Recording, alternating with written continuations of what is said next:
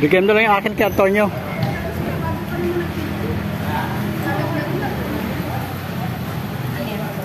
Yo, Antonio, sa'yo na lang yung akin. Oo. Lalagyan ko. Tubig, oy, Antonio. Ito, tubig, kumuha ka.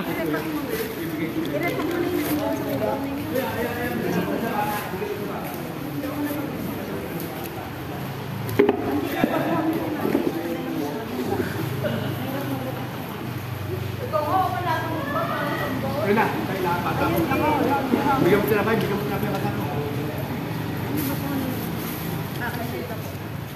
Kaya, ala.